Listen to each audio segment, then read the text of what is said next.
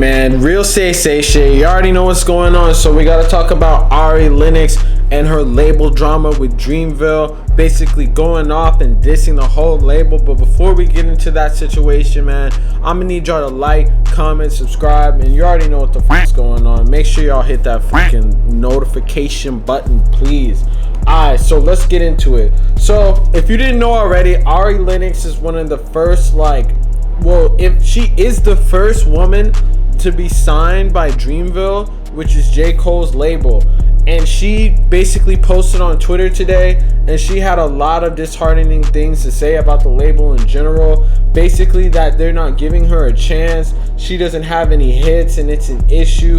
The label isn't pushing her. She says she wants to be off the label, like she wants to get dropped, because she says that it's not coming out to be what she wants to be. Like, she wants to be an independent artist, but they're kind of holding her back, is what she kind of implied. So let's kind of get into what she said.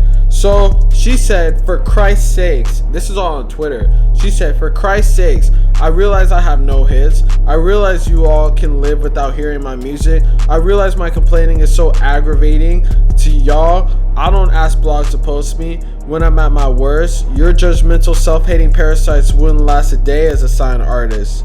She goes on to say, I want to be dropped from the labels. I am done and tired. Complaining that I'm complaining about the shit I'm going through. Meanwhile, in real life, you're just as unhappy, just as fucked up. You're crying in the car too. Somebody calling you insensitive and dramatic too. You can never be honest with your demons. So, it's a tough scenario, man. A lot of artists find themselves getting in these type of situations. It's just the music industry as a whole, you know? And it's just fucked up. You think that someone like j.cole, who owns Dreamville, who was once an artist himself, would be the type of person to understand what artists be going through in these type of scenarios. But it's like, the industry is the industry, and you gotta make money somehow. And if you're not selling records, then obviously you're not doing well in your fucking whole situation as a label. If you're not selling records, I'm not 100% if Dreamville. Dreamville is ran through Interscope, but I'm not 100% the control that Interscope has everything. But I'm pretty sure j.cole might be the head of Dreamville by name only, might make some decisions or something. But you see a lot of this happening when you own a fucking label, really. You're gonna have artists that take off, you're gonna have artists that don't. For Dreamville, j.cole's label, I can't really even tell you a single artist that I know that has really taken off on a global mainstream level.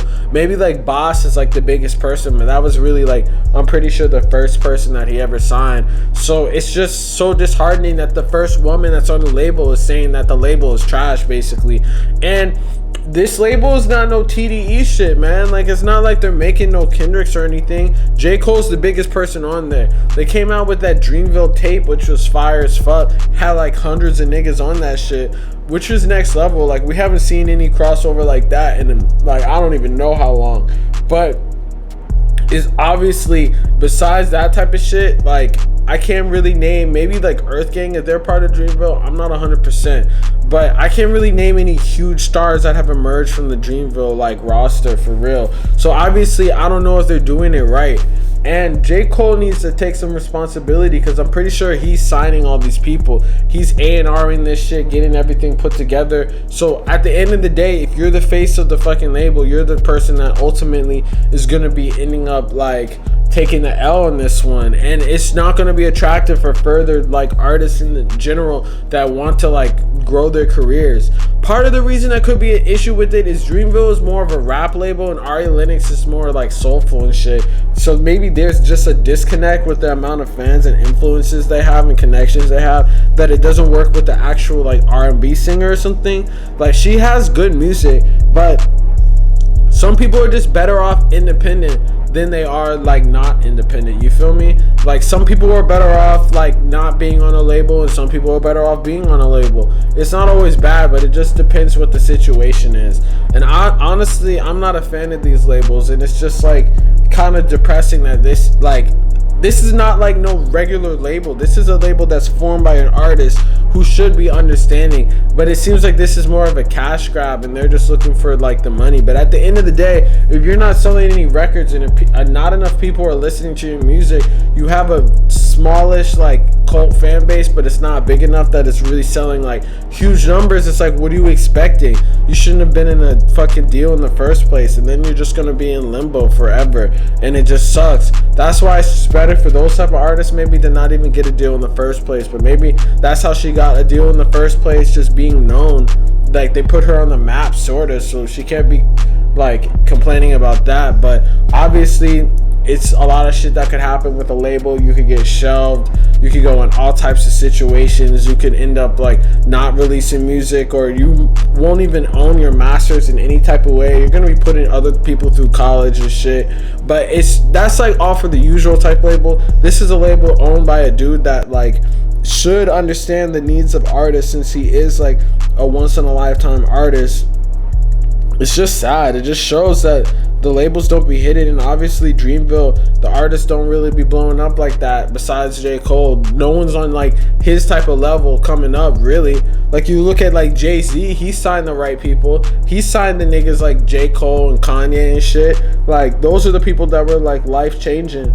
But j.cole has yet to sign someone that's like himself, you know. They're all like people that kind of fell off at this point, especially after the Dreamville tape. Before that, they had already fallen off. Then they came a little back with that, and then they kind of fell off again. So it's just sad to see, man. Hopefully she figures out the situation. I would be surprised if like it figures out quickly. It's probably going to be something that's going to take time. But let me know in the comments. You think she's complaining for no reason and she should just be grateful, or you think her label situation's fucked up, man? But hey, real stay safe shit. You already know what the fuck going on. Like, comment, subscribe. Yes sir. Peace.